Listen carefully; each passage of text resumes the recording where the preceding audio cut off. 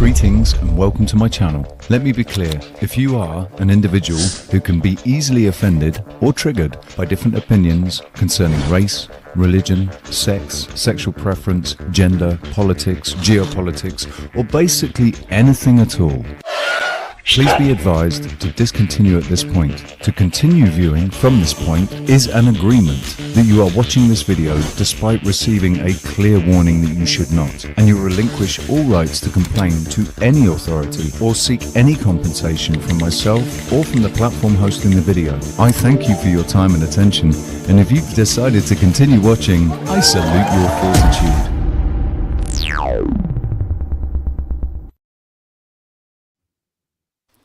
Right, I'm really sorry. That is totally my fault. I was trying to exit out on my phone because I'm back and everything's power's back on, and I accidentally ended the stream. So I'm really sorry. I hope we get everybody back, man. This has been really good. I've not been taking part in this conversation because I'm not qualified to, but I do appreciate it. So it's been really good.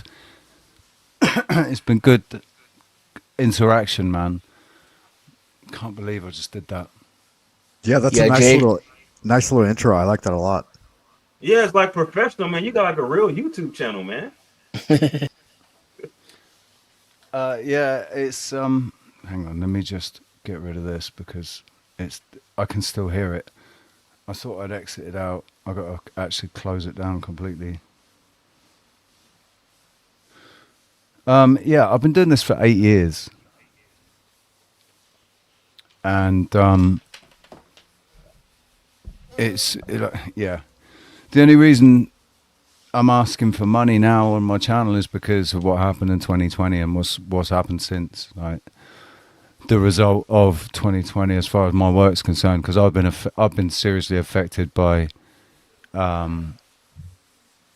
voicing my opinion, about things and voicing counter narratives to certain narratives that have been going out there, and it's cost me work. Basically, it's cost me work and money, and here I am begging on fucking YouTube.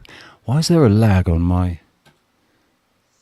Yeah, 2020 was evil, motherfucking demon year. I sent you something on PayPal. I don't know if you got it or not. It's one of the best things that ever happened to me. I'm glad you did well out of it, man. Right. Did you check your PayPal double? Yeah, I'm just checking it now, dude. It was good for me too, Denizen, but it was still fucking evil. True. And I squandered all I have left is the learning experience on how to potentially not, spoil the next opportunity that comes along. Thank you very much, sir. I actually have. I also got a dono from TW earlier, and I can't remember if I played this. So this is for her as well. For both of you, cheers.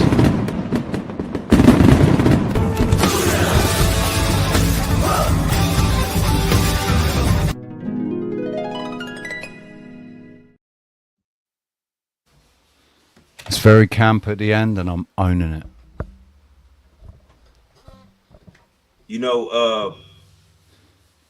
Since you're already living out, overseas, I would say a remote destination, a lot of revenue is to be had as a content creator in Southeast Asia or in South America somewhere like Brazil, Thailand, Philippines, like certain Dominican Republic areas like that, Colombia. Just the destination itself, because people are interested, and even those that don't come, they live vicariously through the content creators located in those areas, and they tend to donate a hefty sum. There's people that literally, there's content creators who have gotten donations just by saying they're going to the Dominican Republic or saying they're going to Thailand. A few years ago, I had plans with a fellow content creator, and we were gonna create like a retreat in Ecuador, and we hoped to drum up some, you know, some financial support for that, but unfortunately, none came. And then the logistics of it all kind of really. That's at the time I had pets. I had a dog and I had two dogs and a cat. Sorry, and the logistics of it all was just it was unrealistic, man. So I bowed out of the project. I think they tried it, but it didn't work. Well, the thing about Ecuador is not it's not a well-known destination. Like there's value, I think there's more value in areas where it hasn't been inundated with expats and tourists. Yep. Like I'm a proponent of some of the, some of the places that are off, quote unquote, off the beaten path, but in the interest of revenue generation, people more or less associate the expat and passport, quote unquote, passport bro lifestyle with certain destinations, certain well established and well known destinations like Colombia and Thailand, Philippines, things like that. So that's why I think, in my opinion, I think that's probably the reason why you didn't get the interest in Ecuador, because people don't really consider Ecuador a destination for relocation versus some of the other areas. Even people because a lot of people that watch the content never actually travel, but in their mind they have the potential of actually going to these places versus Ecuador. People don't really see themselves going there at all. Like I've seen content creators. There's one content creator that made a stream about going to Paraguay. Like nobody cared. And even though Paraguay would be an interesting destination for me, nobody else really cared because they're like, I would never go to Paraguay. Like, why would I go to Paraguay when I can go to Brazil? Even though they can probably have just as much fun, just Brazil is just more well known. Rio, Sao Paulo, and and so I think that's just something to think about. And then also, I don't know how much the cost of living where you're at now. You may or may not experience some level of savings living in one of those Southeast Asian destinations. Where I'm living now used to be like before COVID, it was cheap as chips. I was paying $350 a month on my rent. That all bills included. It cost me about €25 a week to eat. Petrol wasn't that expensive. I was driving. I had a car. Petrol wasn't expensive. My car gave me access to work in different regions. Because I live, like I said, I live in Tenerife, right, which has got a volcano on it, and it's got some amazing, absolutely amazing scenery here. I wanted to do, once I got really into content creation, what I wanted to do was go around the island with a drone. And, there's a lot of stuff here that they don't talk about, especially in the history. They don't talk about it. There's megalithic structures here that they say nothing about. So, go and looking at all of that sort of stuff. But as the Koof, because of what I said, because of refusing to jump through all the hoops and everything, lost all my work, lost my car, was booted out of my apartment at the start of the Koof. So I was on the streets for a bit, and then found this hostel, and it's just been like it's just been a nightmare since. I've not managed to get back into my old life where I was working 6 days a week, 6 nights a week, earning good money, and free to do what I wanted. I've not got any of that back at all. Truth over lies, man. I can drop the link. Why do you only want to come up for 2 minutes? What is it you want to... You're not bringing drama up, are you? Because if you bring in drama up, I'm not interested. Jess, have you got an issue with truth over lies? Is there anything going on? I'm trying to think who Truth Over Lies is. I'm trying to remember. I recognise the No. name. I don't know that person.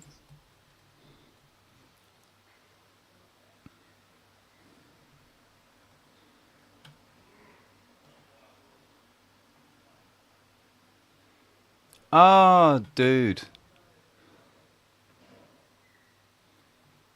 Antithesis to drama. No worries, man. Sorry, I didn't recognise. Truth Over Lies, I didn't recognise. That's one thing that I actually remembered about you is that you hate drama, and I appreciate that. I fucking can't stand this shit. It's quite difficult to avoid on these YouTube spaces. Yeah, I mean, especially when it's a good business model, man. It's a really good business model to make some fast bucks, but Selling your soul there. there's a price, isn't there? Yeah, Yeah. exactly. I can't, that's why I can't do it, because I don't. Yeah, I fuck used that. to be into drama, man. I used to like drama. I used to like getting involved and getting all up in my own feelings and getting all angry and righteous about shit. And, Hello. Hey Gary, how you doing, mate? Hi, mate. Yeah, I just wanted to ask a quick question. Yes. I hope you're streaming this Sunday. If not, that's a shame. Obviously, you've got your own life and whatnot. But yeah, I was just asking if you can stream this coming Sunday. That would be cool. Basically, the reason why, right? I wanted to do a bit of a sing song with you. So you want music on Friday? Basically, I hope I don't scare everyone Sunday. away Sorry, Sunday. by singing. I want to do some singing, basically. Right. Listen. Hang on. This lag is really putting me off, and I don't know why I'm lagging. Right. The only way that's going to work is if you just turn the volume up and sing in your room. You sing along with it, and because the thing is, there's lag, right? So if you're singing along with me on a panel, there's going to be a lag between, and even if it's just milliseconds of a lag between me and the music playing and you singing along, right? There'll be a disconnect between the two, and it will. I just wanted to sing one song. Yeah, I've got lyrics. There and is stuff. a way around that. 007, if he shares the screen and he plays it from his end, it should reduce the lag a lot. Me and Nia did that. We tried it, and it we called ourselves the Lag Kings or something. Sometimes it works, sometimes it doesn't. Yeah, Fucking yeah. Studs is shit. I'll tell you what, Gary, you're a nice guy, and we'll work something out. Yeah, cheers, dude. It means a lot. What song is it? What's his name? Roy Orbison. Yeah. In Dreams. Oh, I don't know that. I'll have to learn it. Yeah, that's probably his most famous song. Is it? I thought Drive All Night was one that's and Pretty. I mean, Woman. the thing is, I've got to go back to work soon. You see, Pretty Woman. And Sunday's my whole day off. So yeah, I've got stuff to sort out very soon. And I don't think you realise how much you actually helped me, Rich. I watch a lot of truth streamers, and I've actually felt comfortable enough to get to hop onto a stream, and you've allowed me to say a little bit. And eventually, I hope to jump on these streams a little bit more often. Yeah, man. All right, mate. Well, I appreciate that, and I appreciate you, dude. It's good to get up there and work through the uncomfortableness of being up on stage and the focus of attention. Yeah. Just shake that off, and then we can have a good chat about shit.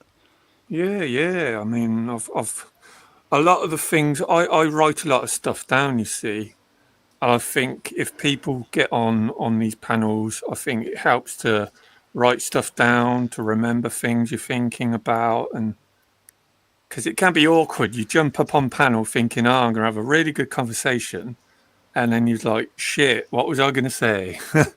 Yeah. That definitely happens. But I've just been out, and over the last few years I've been getting to know people in my local area, and I've just had a chat with a bloke just down the road from me, and he's a bit depressed and down about shit's going on in the world. So we exchange phone numbers, and I'm getting in the habit of doing that. And just trying to lift other people up, Yeah, make connections, man. It's good. Yeah, definitely. So, Jay. But anyway, man, I'm gonna have to go. So thanks for letting me up. No worries. No You worries. take I'll see care, you again. Yeah, cheers, mate. All right, mate. Take care. Yeah. Just so you know, Jay, I'm a musician. I'm actually a professional musician. Currently out of work, like I said, but largely because of my refusing to jump through hoops, and I haven't done it for a while. But I stream. I sit here in my room, not this room. I was in a different room. So if I do it from this room, it will be a debut from this room. Just singing, basically playing guitar. I got guitar up on the wall, and I play guitar and I sing. But just all anything from the '60s on, basically. I'm just a cover musician. My uncle's a musician. He plays the bass guitar and he plays keyboard. But he kind of travels up and down the West Coast, and he plays. He plays. There's one band that he plays with in particular called Andy Stokes, and matter of fact, I think he's played in Australia and New Zealand. He's kind of been around the world playing the guitar and the keyboard. That's the one thing about being a musician. Now you were saying about being a violin, right? About being a violinist. I was going to jump in and say that even the most primitive of communities still appreciate entertainment. So if there is somebody that can play an instrument and sing, it will always go down well, right? And so, like bards, I think have always existed in village communities. Basically, busking. They just busk. They'd go into a tavern and sing and walk around singing with their lute and whatever, telling stories through the songs, and their income would come through tips, right? Yeah, it's always existed. But specializing as a violinist, that's something that comes with society. Yeah, I think society requires a violinist, whereas a community doesn't. They just require a musician. Well, and even like a quote unquote primitive, a primitive encampment. I think that even a violinist could learn to play. It's just at a certain level. To play at a certain level requires, a certain amount of dedication that removes you from the ecosystem of productivity that particular community requires. requires to survive on a Peace day-to-day out, basis. Frank. And so I think that's the only difference. But yeah, you're absolutely right. I think people have always existed. Like there's just people that just excel. You know, they just have a natural talent or natural inclination for the arts. Somehow that skipped over me. Yeah, I have no musical talent. I really have no talents. Like when I really think about it, Peace, Frank. See you later, buddy. yeah, like I don't have any talents, or any gifts or anything like that. I just like a run of the mill. So I'd say that you do have gifts because you've been successful at what you do, right? So you do have gifts. It's just that they're not in an artistic arena. You're not a musician, but you obviously work well with people. Being a nurse, you have to, don't you? Well, I mean, I guess I got a talent. I can like take a quarter and spin it on a table and it can spin for a really long period of time. But unfortunately, nobody cares about my ability to spin a quarter. Yeah, I mean, yeah. I get what you're saying. Yeah, I do. I guess I have some. I guess I have some abilities, but like the things that are really that I'm able to leverage for wealth, like obviously, things like being able to, for instance, play basketball, some type of professional sport, or a musician, a world renowned musician. Like, I can't even. I don't even like. I really don't even like listening to my own voice. Like this stream that I'm on right now, I will never replay it because I'm on it. I would have to hear my own voice, which is something that I just hate even listening to. So, just one of those things. Listen, I'm really sorry. I've just got to step away for 2 seconds. Yeah.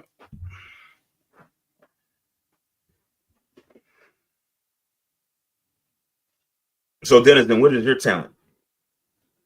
Uh, Day I trading? mean, I don't know if I'm talented, but I'm a musician as well. I play Oh, really? several instruments. Like what? Guitar, clarinet, violin, piano, bass, a little bit of harmonica. I taught myself a couple of songs on drums. I started young too. I started playing violin at 6. Wow. I've dated. I don't like to like. It seems like it's quite common amongst Chinese. Yeah, I had a tiger mom. Yeah. So, oh, you're Chinese?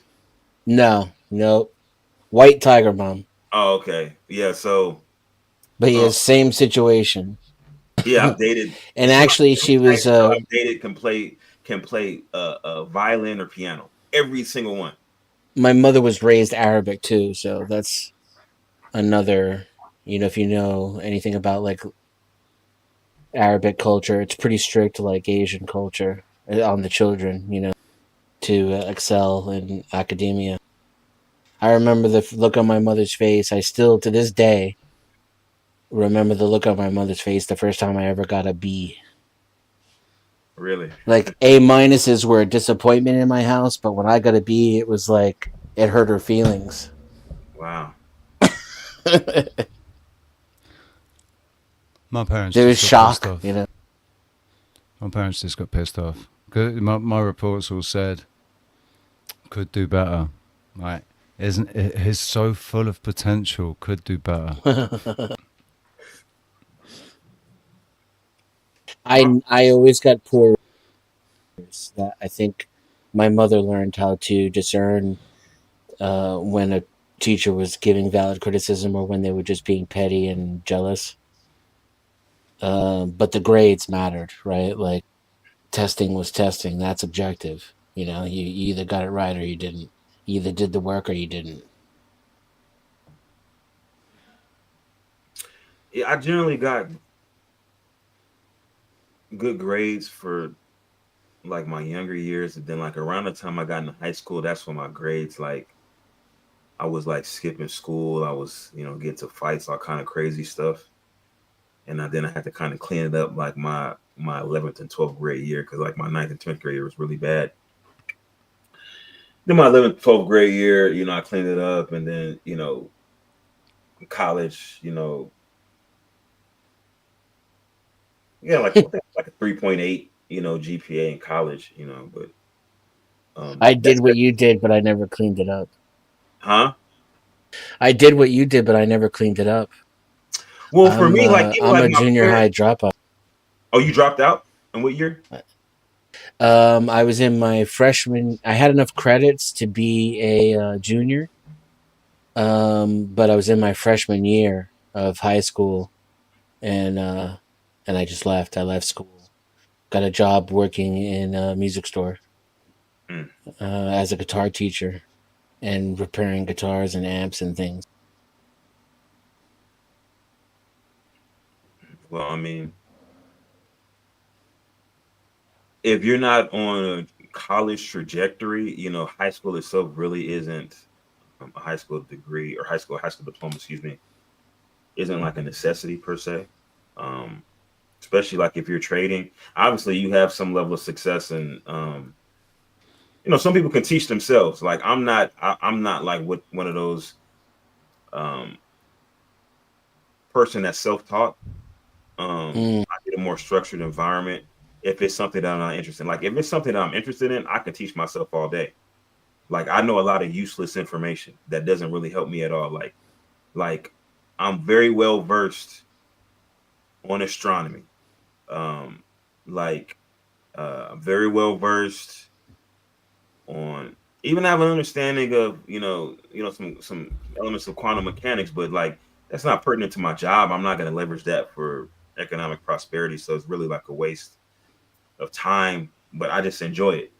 I enjoy just opening up, my phone and start going on the internet and looking up stuff, random things about quantum entanglement and somebody was talking to me about Schrodinger's cat, and I explained to them Schrodinger's cat, and I kind of tied it into quantum mechanics, and they was like dumbfounded because they didn't know that there was a link between the two. They only knew just basically the cat in the box. But then I explained the pertinence as far as quantum mechanics and quantum entanglement and different states, different quantum states, and how that relates to Schrodinger's cat, and but Oh, and it's the double slit experiment as well. It's the law of observation, right? But something not actually finding its form until it's observed.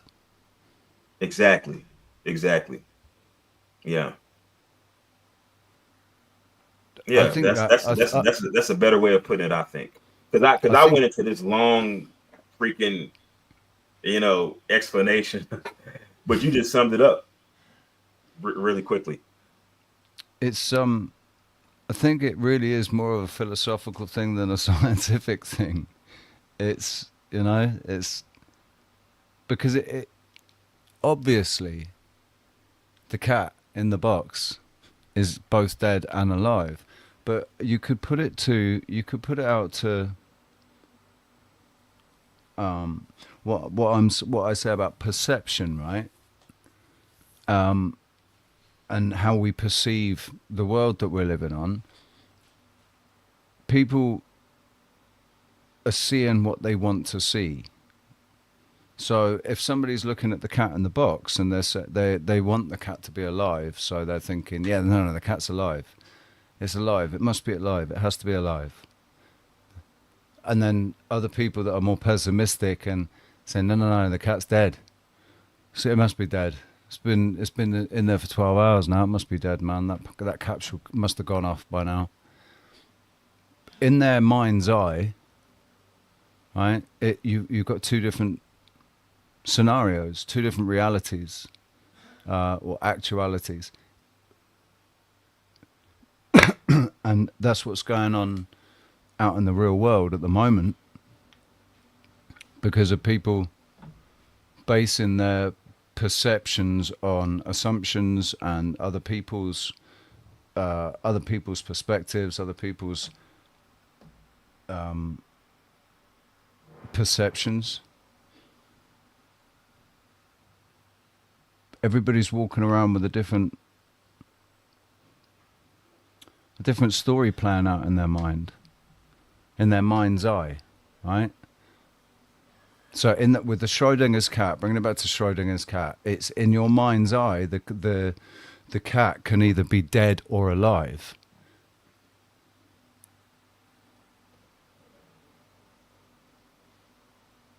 But until you're not going to know until you open it up. You're not going to have that confirmed until you open the box and you see and you observe it. But how much of your presupposition determines if that cat is going to be dead or alive? What happens if you thinking that the cat is dead makes it dead? But if you're positive enough and you say, no, the cat's still alive, when you open the box, the cat's alive. If observation is such an important thing, how much importance does our perception play? Well, I mean, obviously, I think the perception is very important because you have arguably the highest standard of living in westernized civilizations. Yet you have the highest rate of mental health illness. You have the highest rate of suicidal ideation, suicidal attempts as well. And you have to ask why that is.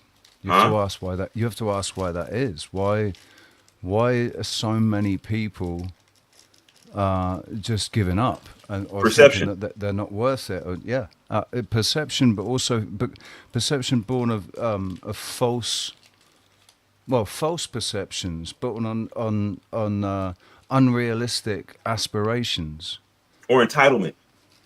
Because Yeah. I think aspirations would give you the will to live. I think it's an entitlement that gives you a defeatist mentality, because you feel like you're owed something by society at large, and you don't have it.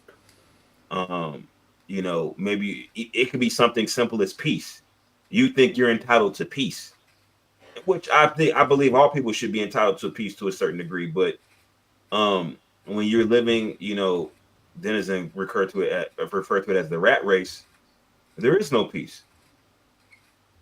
That's why it's called the rat race. So I think it's hope. Go ahead. I think it's hope. Oh, hope. Hope. Oh, hope. Right. Hope. Right. Oh, hope. Yeah. Hope. Oh, sorry. It's your Aussie accent, Jess. My hope. bad. Sorry. No. You just No, you my just bad. not listening. That's my When it bad. comes to people wanting to end their life, it's hope. The Whether they loss carry of, hope right. or not. And also, I think purpose has a part to play. Well, that would still come down to hope, because it's the hope of purpose that would give you that. It's hope in some form, whether it's your purpose or peace or any of those things. It still comes down to hope. Hope is the thing that does that.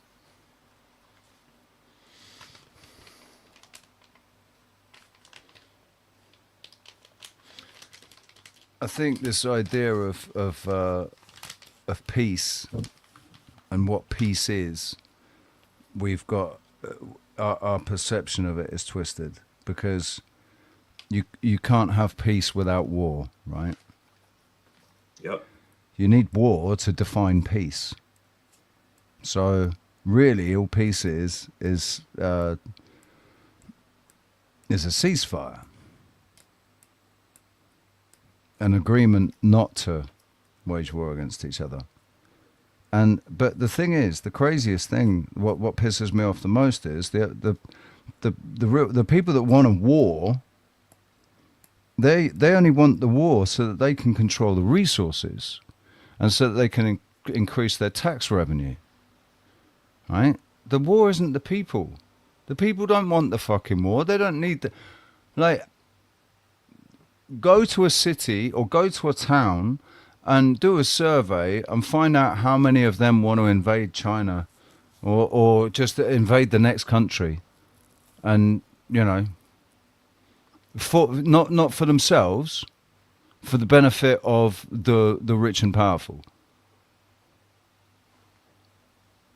None of them want to do it. That's why they have to create these threats, these perceived threats. No. You need to join the army because they are going to do that to us. If we don't defeat them, they're gonna invade us and enslave us and whatever. They create a fear so that people will go and lay down their lives for ultimately the bankers. All the narratives that we've been fed about wars, man, they all seem to have had this higher purpose. No, the higher purpose was only ever to make the rich richer. It wasn't ever for us. It wasn't for our benefit.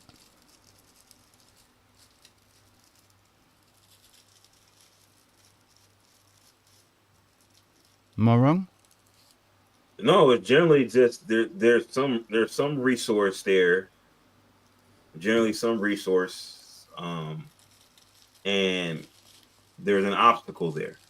And if the obstacle has the backing of the people there, then you go to war. If the obstacle doesn't have the backing of the people, then you just you send in the CIA. It's an assassination. That's the difference. And like Libya, the obstacle didn't have the backing of the people, so that obstacle was just eliminated by itself. Other places, like Iraq and things like that, the obstacle had the backing of the people. So you have to go to war to get what you want. But that backing was manufactured. The backing was manufactured. What do you mean manufactured? How? So I remember in in the 90s when we invaded Iraq, they were saying we have to win the hearts and minds of the people of Iraq, right? But what they were talking about was winning the hearts and the minds of the people that were going to be paying for the war, which is the taxpayers. They needed they needed America behind them. They needed the UK behind them. They needed Europe behind them. They needed the hearts and the minds of those people, not the hearts and the minds of the Iraqis. They didn't give a shit about that. They were just going in there to go and fuck the system, rape some resources, and collect some artifacts. I think that was a huge part of it, was collecting artifacts from previous times that might put the whole narrative into question. The stuff that they recovered from Saddam's palace. Sorry. Oh, so when I say backing of the people, I meant, like, say for instance, let's just say that let's say that I want access. Let's say I want access to Ukrainian mineral reserves. This is all hypothetical. I'm not saying this is the reason why the Russian-Ukrainian war is going on, but I'm saying it's a hypothetical example. Let's say I wanted access to the Ukrainian mineral reserves. The obstacle will be President Zelensky, right? If Zelensky being an obstacle to the resources is by his own volition and not by the will of his people, then it's simple. I just assassinate Zelensky. But if the people there are backing it and say, no, we don't want to give up our resources to this country because this country will use those resources against us, then that means that he's backed by his people. And so in order to get access to him, I have to be prepared to fight his whole country. And that's why I would go to war. So like I would have to go to war. It'd be war against Ukraine because the Ukraine stands behind their president, versus if the people don't really stand behind president, all they really care about, like they don't care who's in power as long as they get what they want. Then I could just take out the president and then replace him with somebody else or like prop up somebody else to enter into power. Like they did with what's his name a couple of years ago.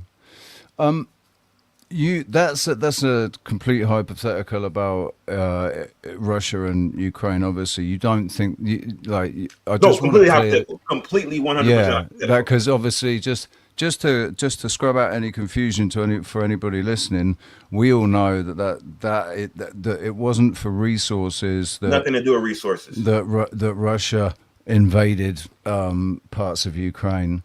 There's a narrative going that isn't being talked about enough because of, unfortunately, its connection to the Second World War and the current issue that seems to be. I think Russia. I mean, let me say the reason why I think what I think before I tell you what I think. Go on. I think we already had gotten wind when the issue with Crimea. So Crimea gave us an indication of what was truly desired by Russia's leader.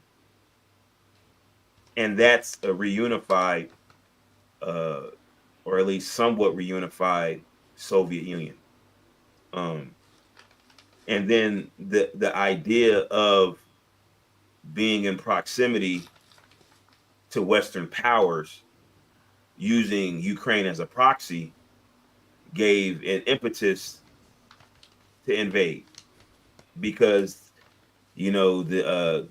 pushing the issue, and I guess Russia feels threatened.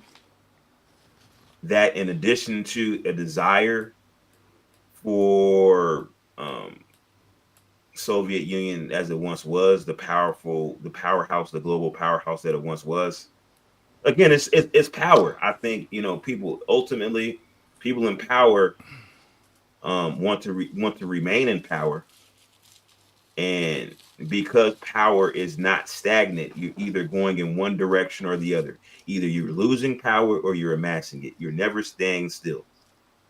So you have to decide: am I going to lose power? Or I'm going to gain it.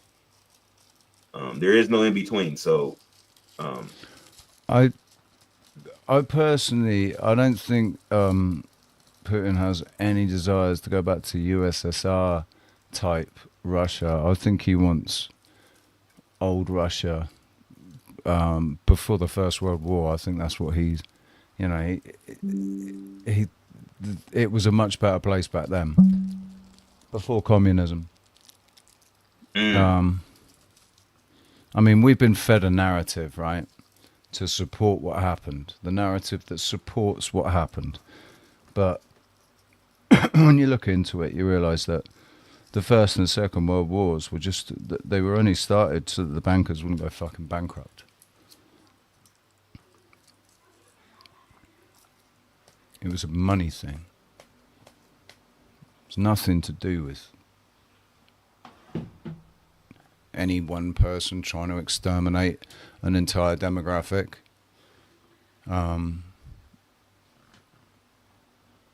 It's about money. And the same people are still financing wars right now. So you're saying that basically, if there was no financial gain to be had, there would have never been a concerted effort to stop Hitler. I'm saying if central banks had never been allowed to exist, and we'd kept a tighter rein on the production and disbursement of money. Because when you look at why central banks were created, they were created purely to lend money to the monarchy to be able to wage war against another country for whatever reasons they were back then, right? And there's an argument that, like, back in the Crusades, during the Crusades, the story that we've been fed about the Crusades is the story that they were fed about the Crusades, but the real story about the Crusades was that you had a group of people that were firing up one side, firing up the other side, saying to one side, "Oh, it's terrible what's going on over here. You should see what's going on, what's happening to all the Christians. They're being beheaded. It's terrible. You need to go and rescue them. Do you need some money? We'll lend you some money." Right? And then they're going off to the Saracens and saying, "Listen, they're all coming over. They're sending their Christian armies over here to come and take over, man. You need to get ready. You need to be ready. Do you need some money? Here you go." So it was it's always been a racket, right? That's only made a small group of people extremely wealthy. It's never failed. It's always worked. It's never failed, and it's still running now. And it is the reason for the issues that we're facing today. So with this issue with race and religious division and everything, all to help fuel this fucking war machine. To keep the money in the right pockets. Or what they consider to be the right pockets. Not our pockets.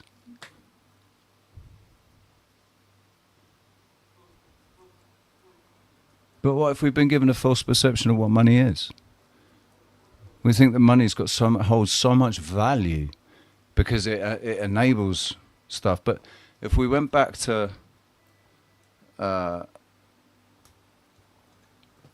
if food and energy weren't commodities that you had to pay exorbitant amounts of money for,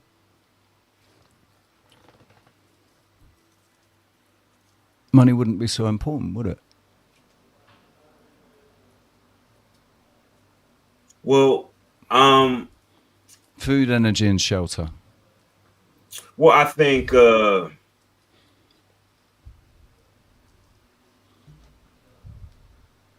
once your basic needs are met, because like even in America, right? There's degrees, there's levels to sustenance, right? you know, maybe you get a higher quality of food, maybe you get a higher quality of housing. But if you don't have the financial bandwidth to be self-sustaining, there are programs out here that will assist you into making ends meet. So I guess that kind of precludes the exorbitant cost of some of these basic necessities that you refer to. But I guess I get your point is what I'm saying is that if you didn't have that burden of providing food, clothing, and shelter, then other things will become more valuable, like the non-essentials, right? Because people would have their bare necessities met, they would still want the non-essentials, like, oh, well, I want, the nice car, I want nice clothes, I want the newest iPhone, I want, whatever the case may be, whatever your pick your poison. So I think then there would still be, whatever bartering system that we, have, there would be people who would seek to aggregate resources. Whether it be money or if it's not money, whatever medium of exchange, somebody would seek to control more of it.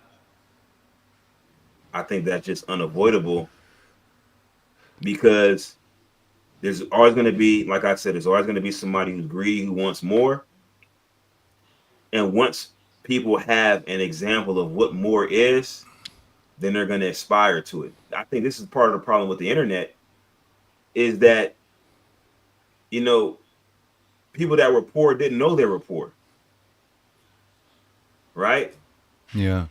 And so now I look on Instagram and I Or it wasn't see, rubbed in their faces, basically. yeah. And so now you see women, like I see women who are from impoverished countries, right? Impoverished areas. Um, and these are women that are married with children. Um, but because of the internet, they see the distinction between their standard of living and the living standard of living of other people. And now there's this overwhelming desire to become upwardly economically mobile. And so because of that, they're now doing things online that they would never thought they would do. Um, like you know, basically leveraging, sexuality for financial gain. OnlyFans. And Yeah. even using their children as a prop. Like I'm saying that. Mm. And it's like it's pretty disturbing, the trajectory of society, um based on, and I'm not saying that the solution is just to get rid of the internet. That's not what I'm saying at all, but I'm saying that we can directly attribute some of the degradation of society to the internet, the accessibility of information, and having the ability to compare and contrast your standard of living with somebody in an entirely different country, different ecosystem. And just I think the accessibility to absolutely morally bankrupt material, being exposed to degradation and sexual deviance and the accessibility of all of that. I was born in the 70s. What did you say? You're 43? yeah. Yeah, I'm 48. I turned 48 in September, and I remember before the internet. I remember Me too. before mobile phones and everything. So you must do too. Yeah. And it was the 90s. The world was a different place in the 90s, man. It wasn't anywhere near as hostile or threatening or, it's my memories of the 90s. It's like almost like, was it real? Was this some fucking crazy, like the Wonder Years? Do you remember? Did you ever see the Wonder Years? Of course. Yeah. It's like the Wonder Years, I mean, even the 80s, when I was growing up in the 80s. So I was 3 in 1980. And so I remember a lot, man. I remember all of the 80s, basically. And it was just the 80s were, what's it called? The Upside Down? Stranger Things, right? Oh, the show, yeah. That was a pretty accurate with it. So forget all the supernatural shit. The way they were, that was a pretty accurate, and with the soundtrack and everything, it was brilliant. It was like going back to the 80s, man.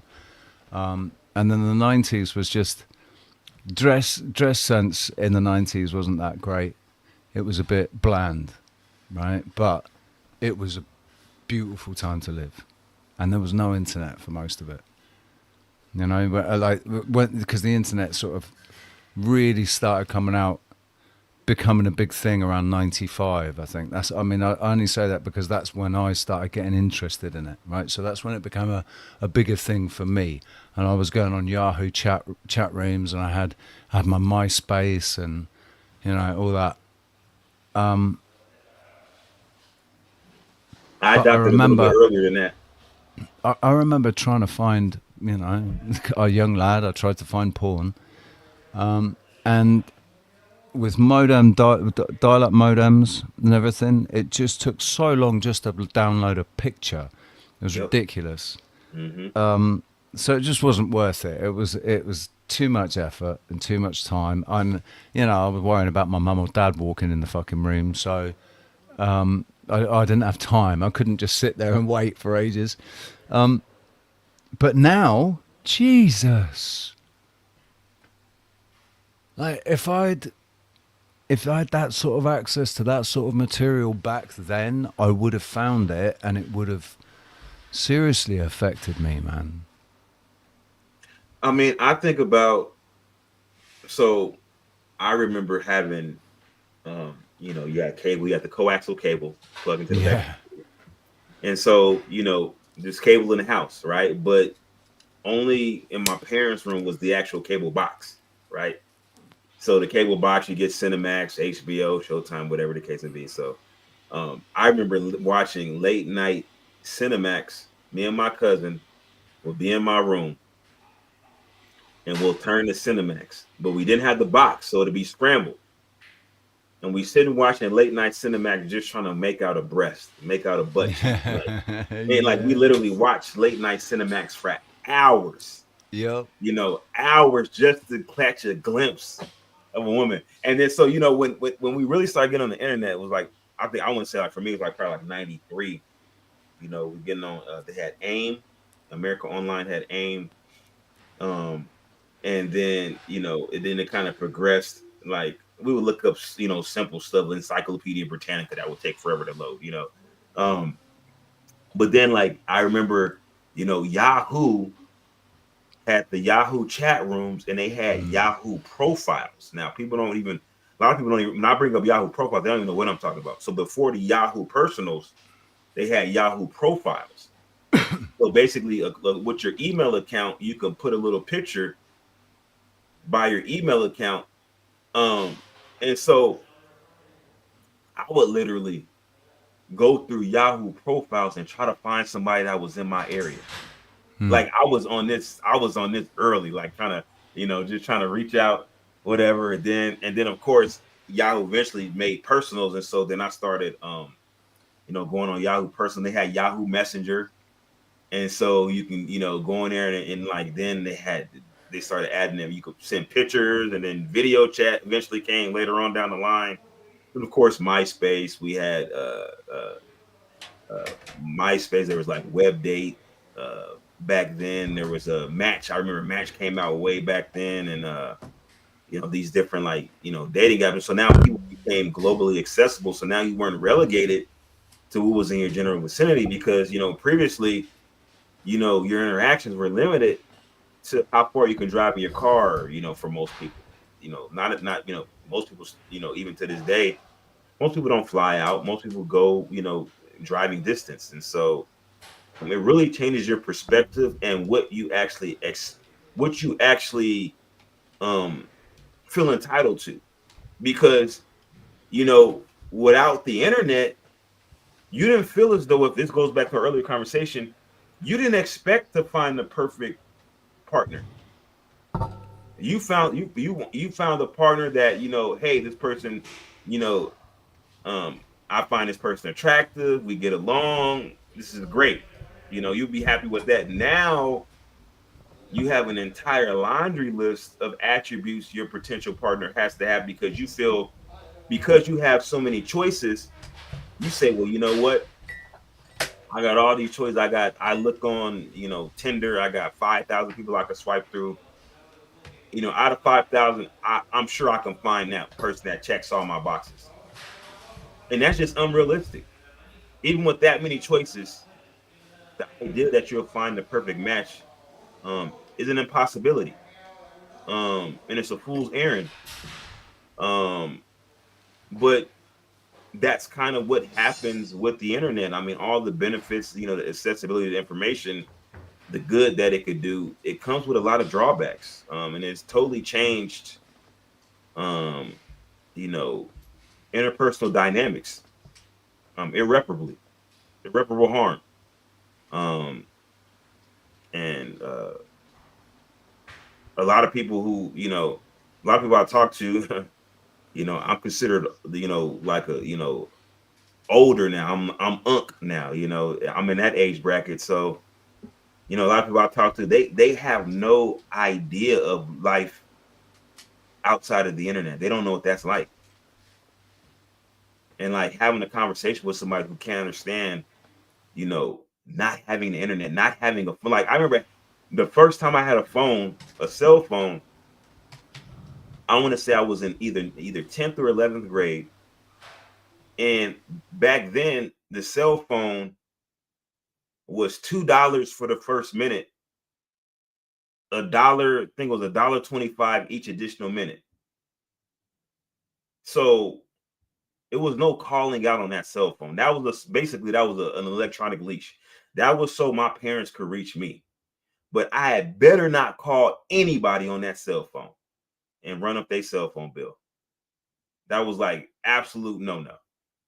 So I just didn't have a cell phone in high school that I like a usable cell phone in high school. I didn't have that. So there was no distractions. You know, now people can just look up anything and everything. Like you said, access to pornography. Cell phones didn't even exist when I was in school, man. Like, I got my dad got a car phone, which was technically the first sort of cell phone and it came like attached to a fucking brick of a battery, great big huge brick of a battery. But personal cell phones, when they first came out, the analog versions of them, I got one when I turned 18. There was no way my parents were going to get one for me, so I had to wait till I turned 18, and then I got one.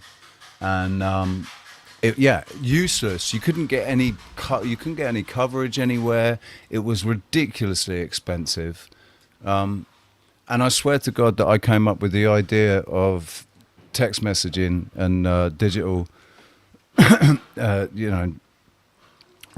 messaging, and I put that out on the ether, and somebody else picked it up, and then they changed from analog to digital to enable text messaging. But that was my idea, man. I swear. Well, I remember, like, my uncle had a car phone, and I never seen him actually use it. I know he had a car phone. He had a Mercedes. He had a car phone in it. And then I remember, I forgot where I was at. I remember seeing this guy. He had this device where it was like a computer. He was at a telephone booth, right? He had put the telephone booth on his computer, like the telephone, like the handset. He put it on the actual computer thing, and he was like using the computer like the internet on like a portable computer that he could plug into a payphone and do something. I don't know if he was sending an email or something, but I remember seeing somebody do that back in the day. But that was like rarity. Like that was, I seen like one person in my whole life ever do that, and so it was like cost prohibitive to really even have a computer for a lot of people. Like, and because of the expense of storage, really and truly, the computer was only good for like really like productivity tasks. Like it wasn't good for browsing websites because of the slow dial-up speeds. Anything graphic intensive that required a lot of memory, computer wasn't going to be good for. So really, only people that used it were people that need to use it. Nobody was really using computers, just to post pictures and videos and stuff like that. That wasn't until later when you start seeing like the downloads of music and stuff like that, and then PC gaming was been around, but they were really kind of simplistic games. But the actual connectivity of it all, like playing the game and actually communicating with somebody you're playing the game with via the internet, that wasn't until later, which is kind of like a game changer in itself too.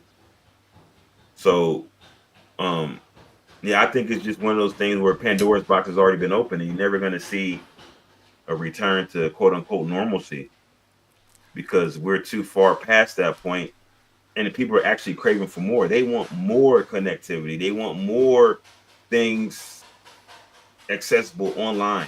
Like this is the reason why you have the success of like AI, like Grok, Gemini, Google Gemini, Chat false GPT. perception. That's why there's a false perception of what people are dealing with. That they think that they're actually dealing with something that is actually intelligent, but it's not. It's not intelligence. It's an imitation of intelligence, right? Based on algorithmic machine learning and Yeah. large language models. It's word prediction. You know what it is? It's really when you boil it down. When you boil it down, it's a simple mathematical. Well, I won't say simple, but it's a mathematical equation. Yeah, You an have certain algorithm. values. You add or subtract certain values, and you know, and depending on how much maybe it's a multiplication, multiplicative. It's a division of a particular value, but whatever the formula is for a particular, you give a basically you speaking to the machine as a query.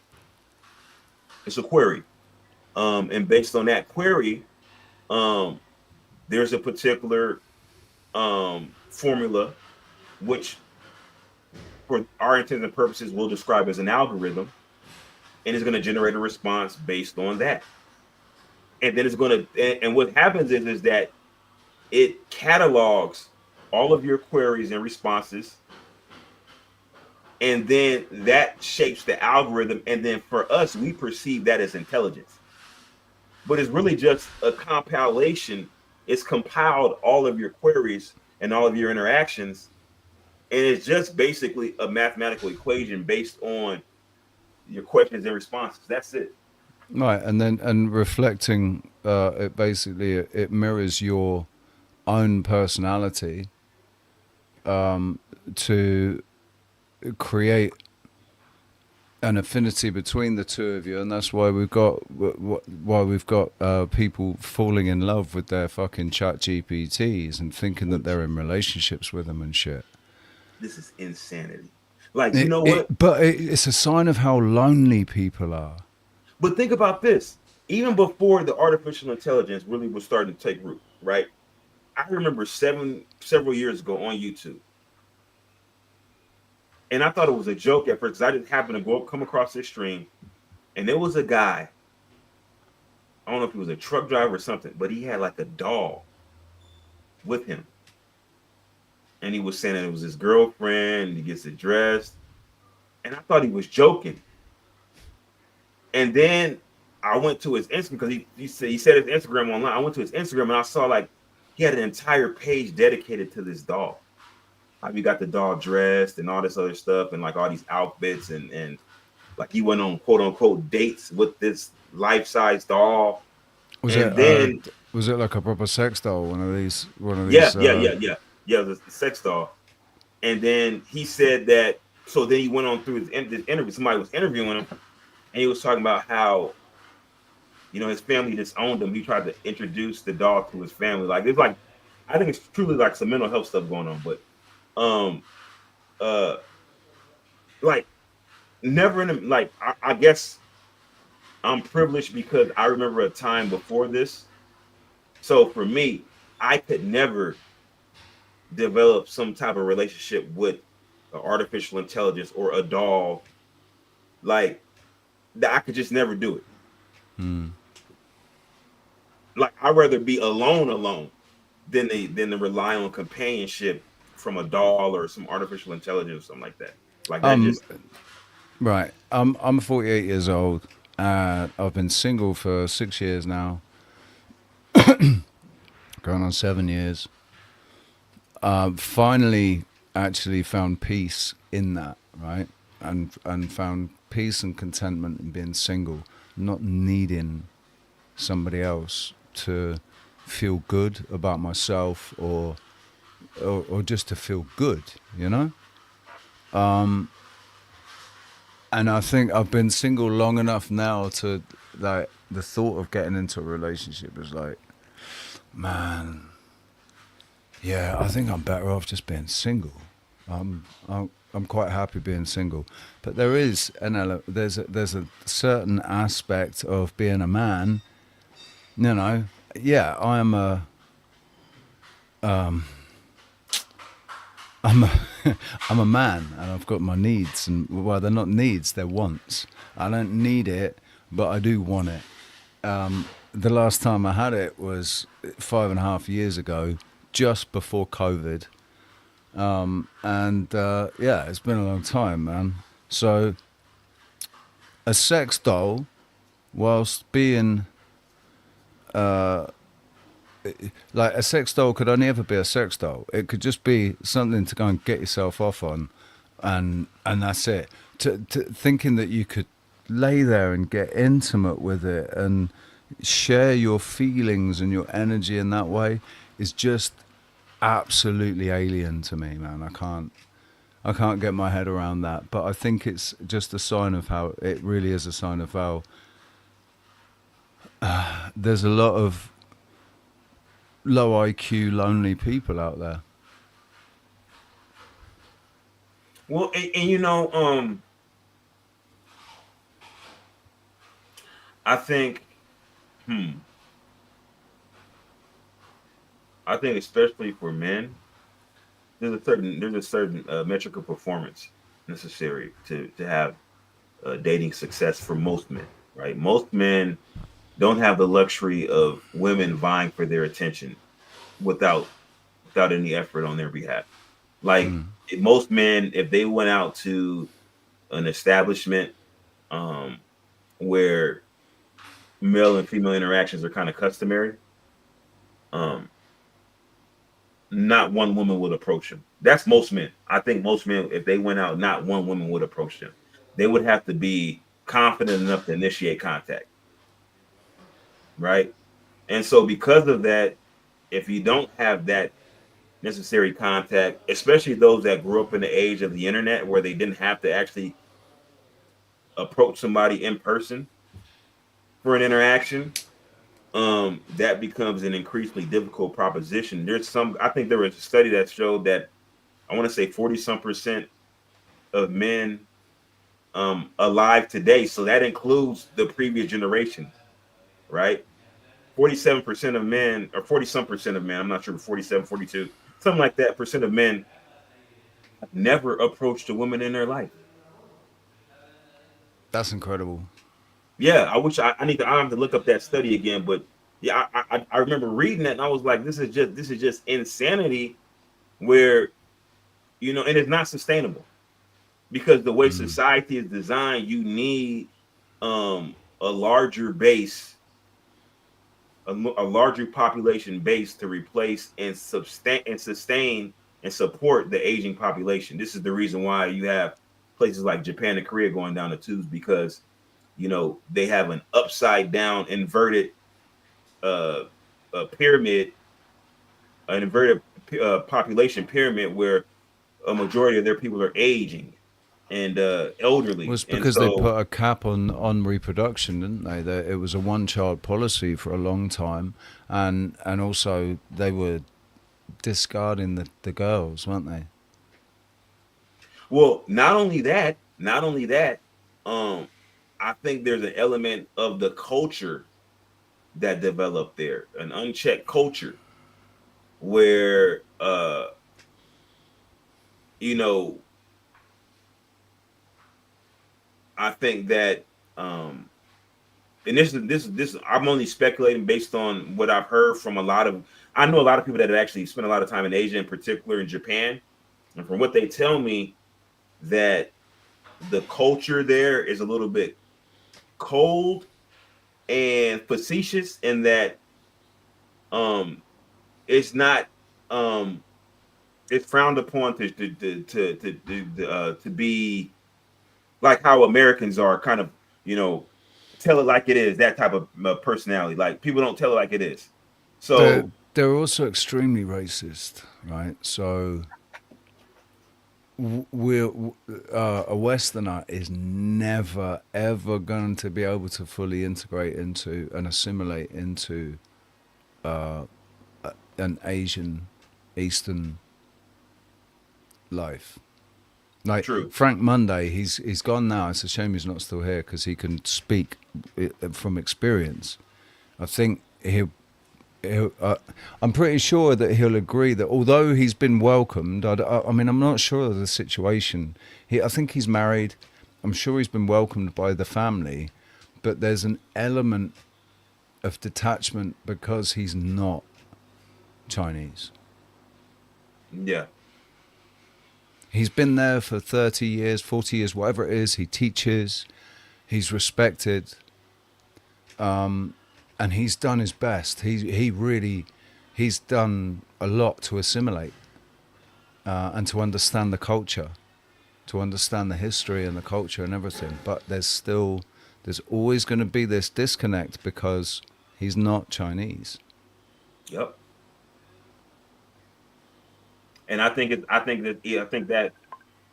even more pronounced in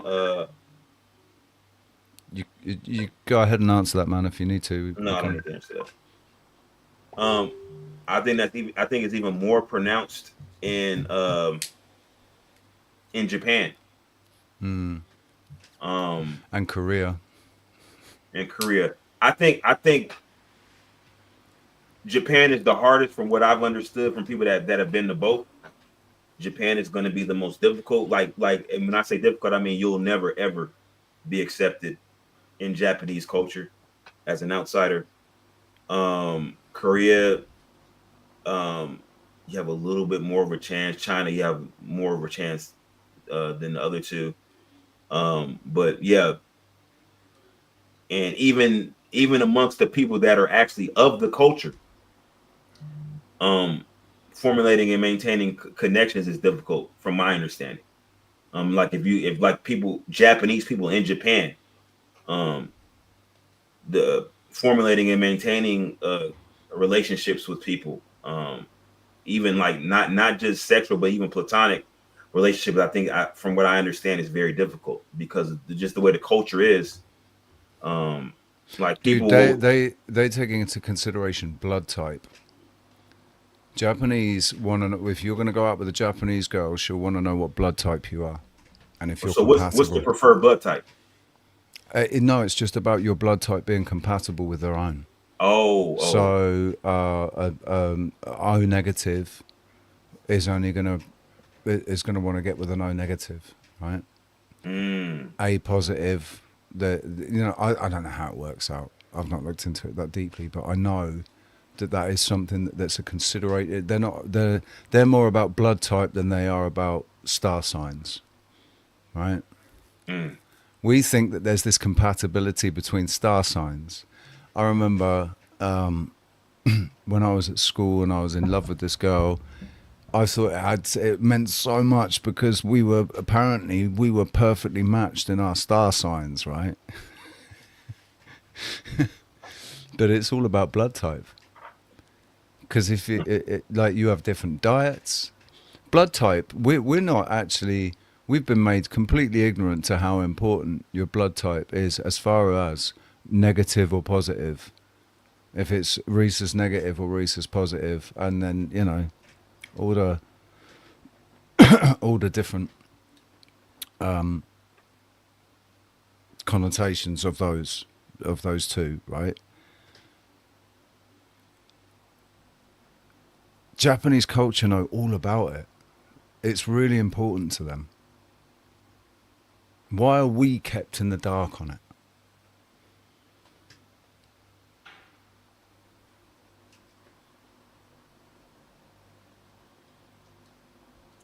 Good question.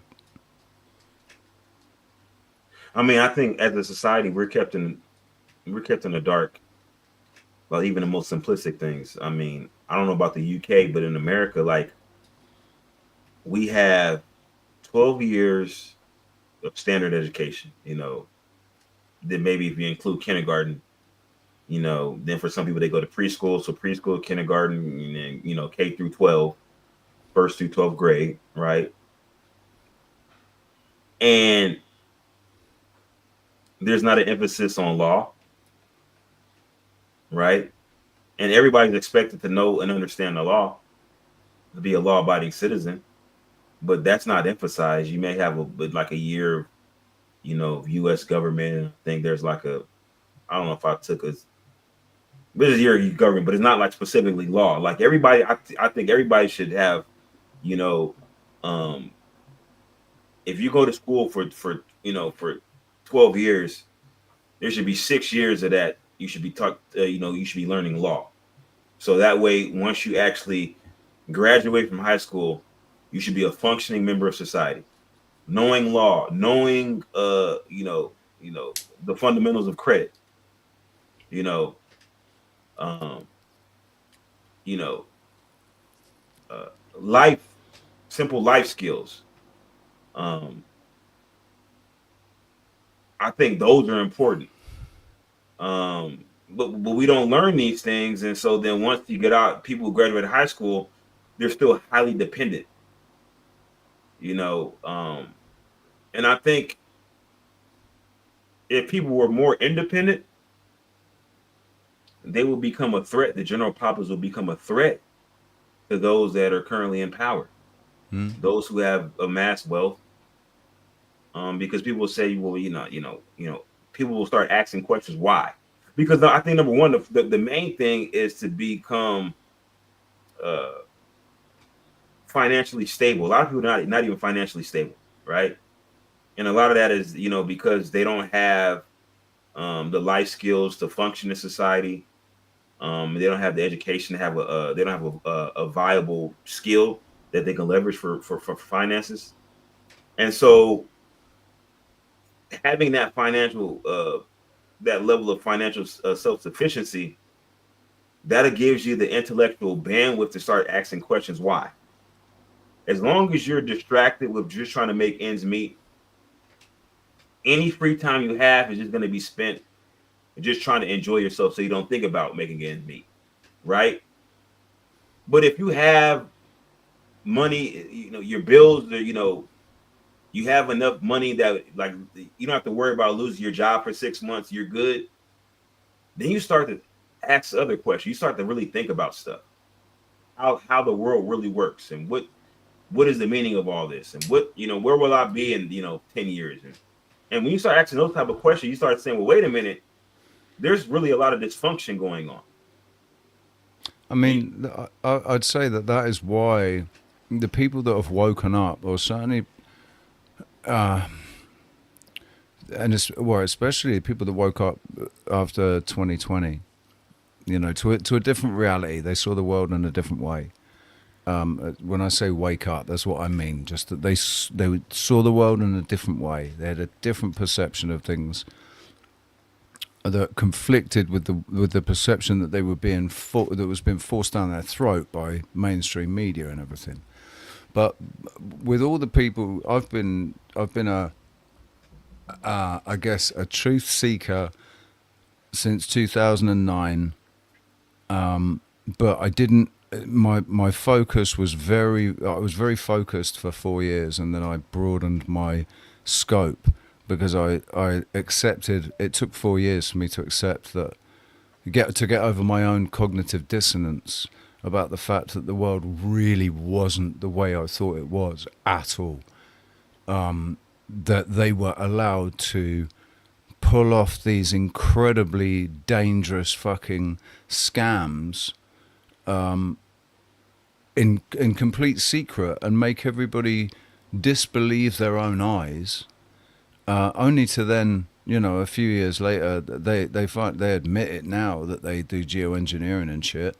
But it's only been the last couple of years that they've been admitting that they do it, and they've been spraying shit in the air. But in 2009, that's when I first noticed it and started screaming about it on Facebook, and then just getting blank stares and silly, being called an idiot and stop smoking the wacky backy and all of that. And none of my family or my friends or anyone agreeing with me what I was seeing. And then in 2013, finally saying, "Holy crap, man! If they're lying about all this and this and that, what else are they lying about?" And that's when I opened my mind up to the possibilities of the incredible lies that we've been told, that have shaped our perception of the world and the way it works and of each other and of ourselves and everything. Like, you're a nurse. You might find this interesting. I'm English. I lived in England until 2009. I had a brief spell in Greece in 1999 where I left England vowing never to go back. But I knocked up a girl in Greece and I ended up coming back with her, only for her to lose the baby. But financial, for reasons of lack of finance and all kinds of stuff, I just had to stay in England. I couldn't go back to where I was. So I stayed in England. I went to university and I ended up having a really serious car accident. My girlfriend, a different girlfriend, because this was a little while later, girlfriend was killed and I was nearly killed. Anyway, every single year after that, and before that to be fair, but every single year after that I was getting sick 2 to 3 times a year, but always like clockwork, the change of the seasons, I'd get a really stinking head cold where it was man flu, where I felt like I had the flu, right? But we all know it's not the flu. I didn't have a temperature. I just felt achy and shitty and horrible. And that would happen twice a year, but I would have, I'd be sick at least twice a year, and it would be for at least 3 to 4 days. There'd be a shitload of phlegm and mucus and congestion and pressure build up as a result of it. Fast forward to 2017, where because of all this research, and I mean I have been doing research, I haven't been documenting it or filing it or so I can't reference everything, right? It's all been filed away in the filing cabinet of my brain. But from 2013, like for the first 6 months in 2013, I was spending 18 hours a day solid research. And I just had this energy to do it. I wasn't, I was just really, really fired up to do it. I'd gone from wanting to commit suicide to suddenly just pouring all my energy into this. And everything I learned up until this point in 2017, I thought, right, okay, what I'm going to do is I'm going to change my perspective. I'm going to change my perception. Instead of thinking my body is being attacked and the immune system is fighting off something that I've caught from someone or something, instead of thinking about it in those ways, thinking actually what my body's doing is it's purging. I've basically been gathering and collecting all kinds of toxins through what I've been watching, listening to, eating, drinking, and even the air I'm breathing, right? So many toxins flying around now. And my body was detoxing, was purging out all of that shit in the form of mucus, right? It packages it up into mucus, and it gets it out through your nose and your sinuses. My eyes used to water. I'd be like crying all the time, but I wasn't crying. It was just my eyes were just pouring with water. When I changed my perception, when I thought, no, I'm not sick, I'm just purging, right? It's nothing. And I changed my whole idea of it. It's like, I'm not coming down with something. I thought, no, my body's just getting rid of something. And as soon as it's rid of it, I'm going to feel awesome. I'm going to feel really good. I went from very rapidly, right? I noticed that when I came down with symptoms, instead of those symptoms developing into something more, I slept, woke up and felt fine. And then there came a point where I realized hang on a second, I haven't been sick for 7 years. And then as soon as I noticed that, I got sick for 9 days, and I had a temperature and everything. It was really bad. I felt like there was a point where I felt like maybe I should think about calling an ambulance and going to hospital. It was that because I'm on my own here, and I had a high temperature, and I was a bit delusional, and but in those sane moments, I was thinking, well, maybe I should, this is pretty heavy. Maybe I should go to hospital. And then I thought, no, don't be a dick. You're just purging. You're just purging the shit out. You're going to be fine. You're absolutely fine. Just ride it. Just ride it out. And I do that with the minimal amount of medication. Like the only thing that I really medicate is headaches, because I get really bad headaches. So I've got a tablet that is in the UK you have to have it prescribed, but here in Spain you can buy it over the counter because it's got something in it. It's not opioid. It's not an opiate. I had an addiction to opioids after my car accident because of the painkillers, dihydrocodeine. Taking dihydrocodeine got me addicted to opioids. But I came off that as soon as I realised I was addicted to it. I just went cold turkey on that. But my change of outlook, my change of perspective or perception of what I was going through seems to have had a very real, very noticeable difference. Because I tell you what, right? For the last 4 years, I've lost about 30 kilos in weight. I've lost a huge amount of weight in the last 4 years. And it's because I've not been able to afford to eat. I've put rent over food. Like, I would rather have a roof over my head and a bed and a toilet and a shower and a kitchen to cook in, if I do get food. I'd rather have all that than just be able to eat every day, because I've been homeless 6 times in 3 different countries. I'm a musician. I've tried to make my life out of being a musician, and that's been I've not been trying to be a famous musician. I've just been happy playing to tourists and stuff, but it's not a secure career, And I did, after my car accident, I had issues. I had serious mental health issues, and that were exacerbated by recreational drug abuse, combined with dihydrocodeine, antidepressants, fucking, all the pharmaceutical shit on top of that as well. Just, I spent 8 years in a different place. But So my change. Go on, sorry. No, and I think you might have. I think you might have discovered Schrodinger's flu. Well, I was going to say, the point I was going to try to make, though, is that I'm not well nourished, right?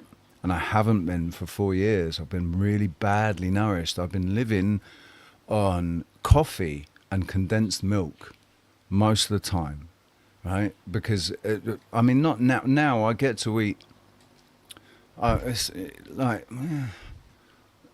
it's almost once a day. But back at the start of the lockdowns and everything, when I got made homeless, and then I lost my job. I was eating once every 5 days. I went 14 days without eating at one point. But what that showed me is that we don't actually need food the way we think we need it. We definitely don't need as much food as we think we do in order to live and have a happy life and feel good about ourselves, to feel good and happy. And I think most of the toxins that we're bringing into our bodies are through food. So one of the things that this unavoidable fasting, right? I didn't choose to fast. It was forced upon me, but that's essentially what happened. I got rid of all those toxins, and those are what make us sick. Those are what make us, getting all those toxins. That's why people are getting colds, and head flus and head colds or whatever. I'm not talking so much about flu. Flu's a horrible thing, man. It is fucking horrible, and you definitely feel like you want to die when you got the flu, because it's I don't know exactly what that is, right? But head colds and man flu, I say, are just coming from the toxins that people are ingesting and digesting. Well, I need to get up off here. I need to man, take care of some stuff. Man, I really enjoyed this conversation. I haven't had a great conversation like this in quite a while. I'm gonna be looking forward to your next stream, and we'll talk again later. Excellent. It's been a pleasure to meet you, dude, and I've enjoyed the conversation. Also, I know that Denizen has. I don't know where he's gone. I don't know where Jess is, but I hope to see you again soon, man. Yeah, I subscribe to your channel, so I'm gonna catch you next time you go live for sure. Brilliant. Okay, right, man. Take it easy. Have a good one. See you soon. Right, Jess, Denizen, are you there? Mariah.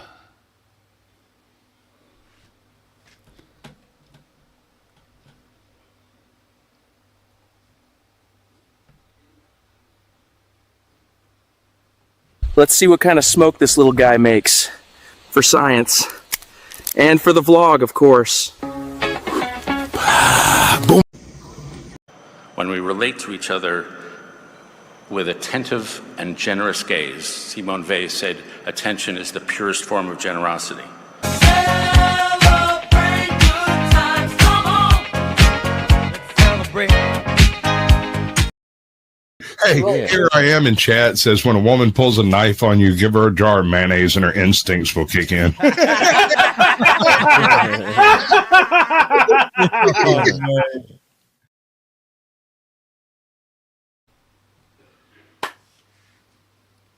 Your boss muted still. Have you fallen asleep or something? Have you gone out of the room?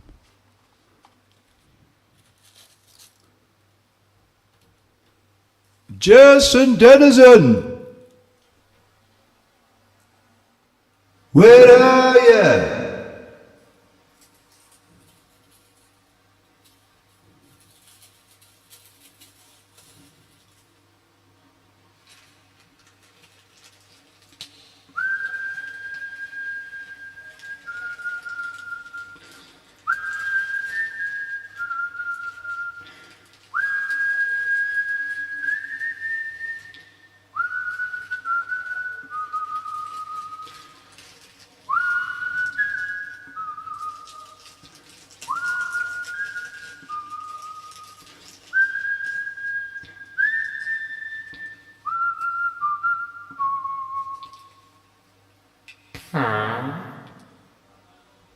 For fuck's sake, where are you? Stop. This is not going to work. This is like, what is this, the lowest level there is? This for children?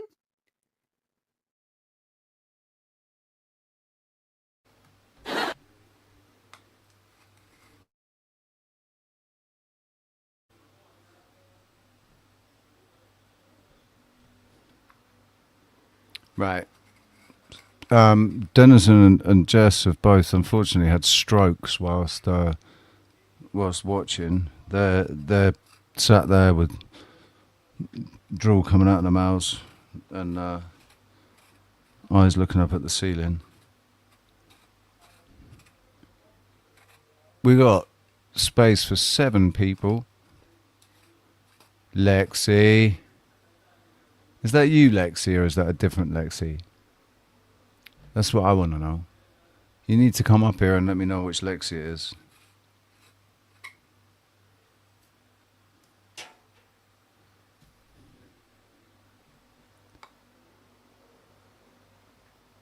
Which one is it? It's me. Come up here and talk to me, will you? I haven't spoken to you for ages.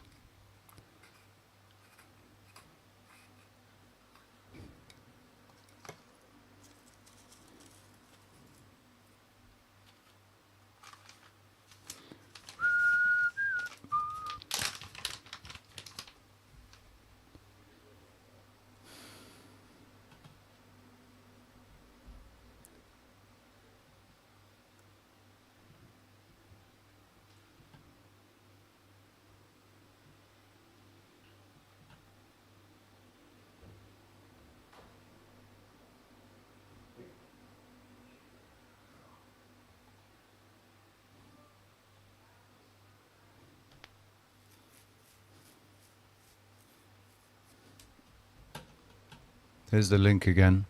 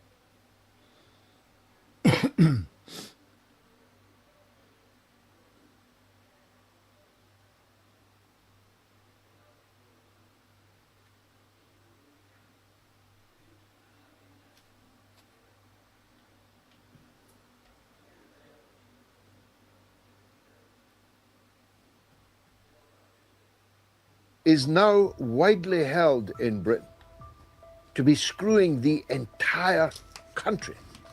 That's what concerns me. And he is in an improper relationship with the gay Bangladeshi billionaire Lord Ali. That improper relationship is a financial one. Keir Starmer has accepted utterly inappropriate gifts and financial support from Lord Ali in the first instance without declaring it. This is a matter... It was the wrong thing to do, you plonker. And then he goes, it didn't cost the taxpayer a penny. Well, that's all right then. I mean, who on earth thinks it's okay to take money from a lord who's loaded in order to put your child in an apartment that he owns so that he can study peacefully? What influence does Lord Ali have on this government? I keep asking the question, I keep getting no answers. Let's talk to Dave. He's got a view. Something has clearly shifted in British politics. Not because of a new law or a parliamentary vote, but because of a single speech that sent shockwaves through the establishment. At the centre of it all is George Galloway, who has accused Prime Minister Keir Starmer of being involved in a secret financial arrangement with billionaire Lord Wahid Ali. This isn't about a simple donation. It's about expensive gifts, undisclosed benefits, and alleged political favours that were never officially declared or made public. Screw him. Screw who? Keir's frickin' Starmer. Welcome back. Greetings. Where did you go?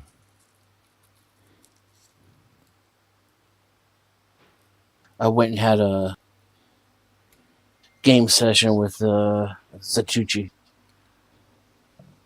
I don't know what that means. Yeah, what are you gonna do? You win some, you lose some. That's what I always say. Did we lose Jay Money? Yeah, you had to mosey on. Conversation went.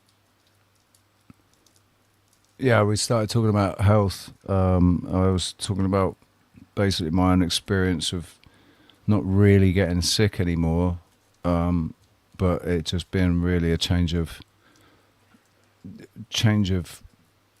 mindset about what the sickness was, you know. Change of perception of sickness. Instead of thinking I'm sick, thinking my body's just purging shit out that it's been accumulating over the months, you know? Because of all the shit that I was pumping into it.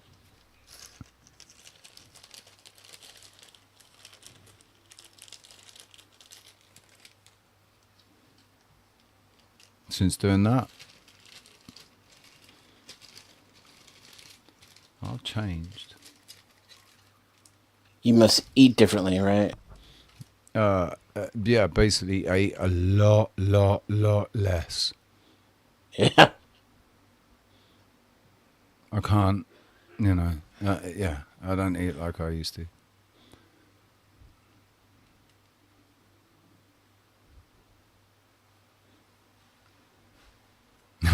Just got an email from, oh no, it was 57 minutes ago, that this stream, oh no, actually it's the last stream. This is take 2 of Tuesday Service for Sinners, and that cannot be monetized. Well, it's not a monetized channel anyway, so like, what the fuck? I don't care.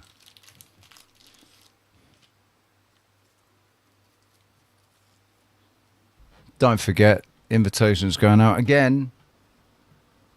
Oh, I put it in. There's a link. Somebody come up here and get the ball. Let's get the ball rolling with another conversation, shall we? Otherwise, we have to resort to Anna Israelis Kasparian. are preparing for damage control as international journalists prepare to potentially enter the Gaza Strip soon. We don't know exactly. I'd never thought, I never ever thought that I'd ever be attracted to Anna Kasparian, but just the last few weeks, she's looks more attractive than she did before. Israelis are preparing for damage. Right? No, listen. Hot is not the same as attractive. True. Yeah, her personality definitely, pushed you off of it, Exactly. But before the nose job, she was quite beautiful. Oh, I didn't even know she had a nose job, man. I'm not. I mean, the fact that she's she's in the Young Turks. I mean, does anybody know who the Young Turks are or were? Yeah.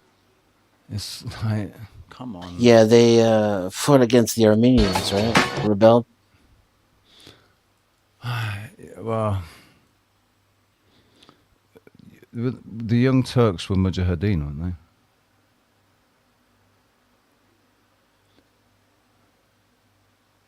I don't know. I think what's happened is they've deliberately conflated and inflated narratives.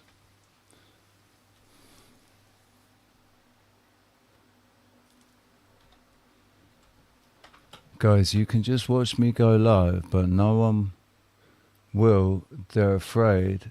Plus, because my family's cursed, since the women only mate with drug lords. Do you know this majestic madness? No. No. It's I in your mean, chat. I recognize her from like being in my chat. Oh, right. She's in my chat all the time. It seems like a firebox. Firecracker. She's got nice legs. I'm schizo. She said, I told you I'm schizo. I don't think that's a... I think it's been given an unnecessary derogatory twist. It's not schizophrenic. It's personality disorder, isn't it? That's what's... Like, technically I'm schizophrenic. I've already said, if I sit there and candidly answer questions from a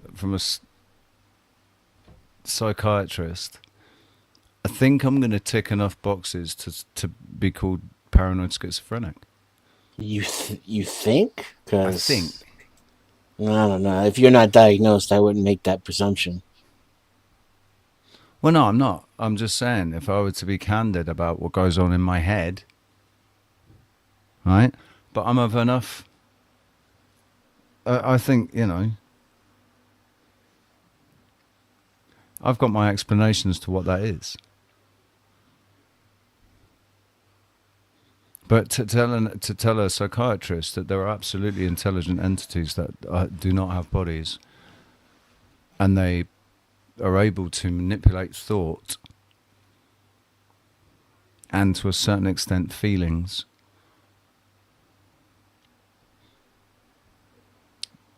telling that to a psychiatrist, and I don't hear voices, but I have thoughts that aren't my own. Intrusive thoughts are common and normal. They only once they reach the point of obsessive, become behaviorally antagonistic, or if they are controlling, if they become impulsive. So if they're intrusive and impulsive, then right, they were, but it was, and that's not schizophrenic by any, that's. Well, maybe I'm being a little bit hard on myself, right? But yeah, schizophrenics or psychotic. They hallucinate. They are catatonic or extremely manic. They have speech problems, and even like affect your motor your motor skill. Back in the 90s, right? Back in the 90s, don't you remember people think, like, I thought schizo meant somebody had more than one personality. Yeah. I thought that's what schizo was, what schizophrenic was, that people would bounce between two or more personalities. But that's multiple personality disorder, and now schizophrenia is something else.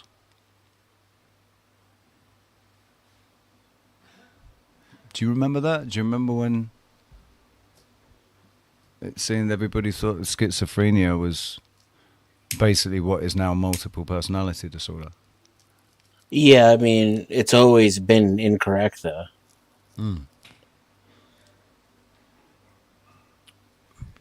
Well, I think I think it's an industry in itself that is incorrect. It used to be called split brain personality disorder or split brain disorder, and so that old terminology led people who don't know what that means to think that meant the same thing as MPD. Schizophrenia is a split between yourself, though, not you and another personality.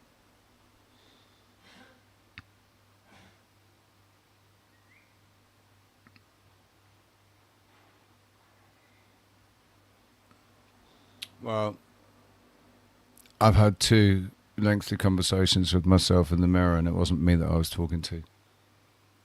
What do you say to that, psychiatrist? I mean, I would ask. Absolutely wasn't me. I would ask for more context, and I would ask you what makes you think it's someone else, and how that makes you feel. And as long as you're able to coherently explain it to me, and you process the emotions instead of disassociating from them, that proves you're just a normal Joe, and you're not all.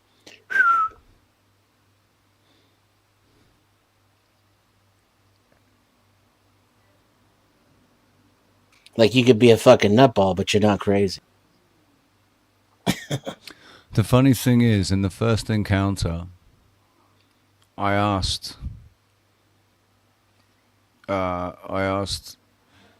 basically what soul I was, who was I, what soul was I carrying, and the answer that what I think was me, a higher aspect of me gave, was, I think it was a test, right, to see what I'd do with that information.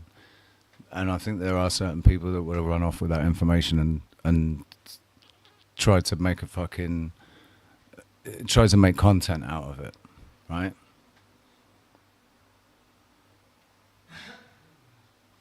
But I chose not to. I chose to just keep it to myself.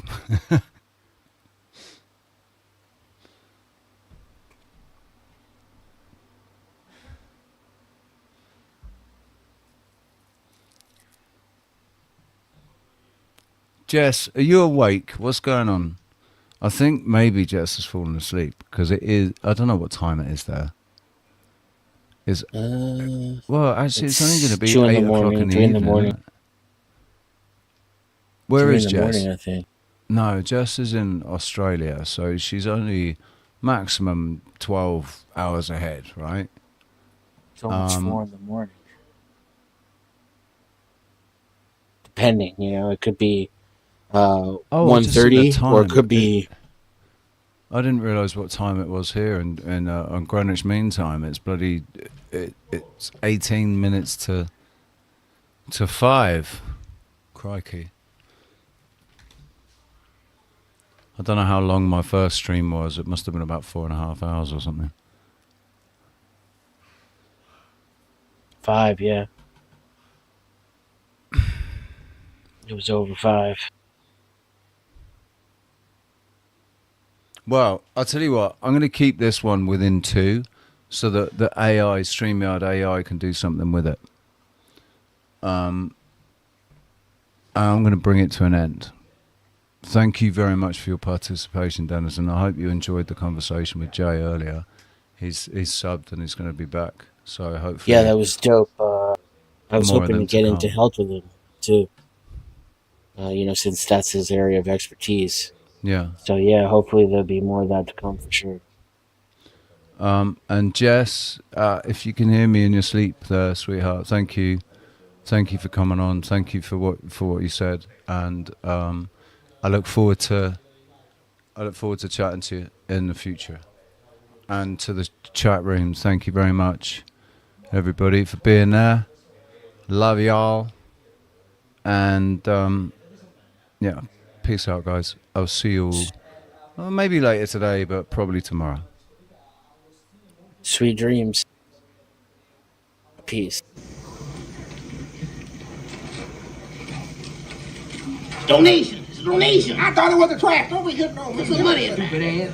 I whoop your ass, Clarence. Don't come over here. What's it? You tall black motherfucker. There's women up inside. I don't give a fuck about them. Ain't nobody give me nothing.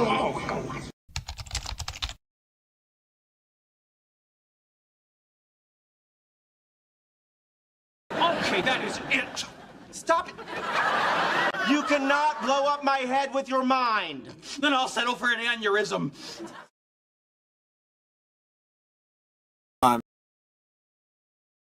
I'm hanging out with my friend tomorrow, Tina, and we are speaking and saying, hey, shall I meet? I'm asking, shall I come to your house, or shall we meet at a restaurant, a coffee shop, or what? And she say on the phone, whatever float your boat. What?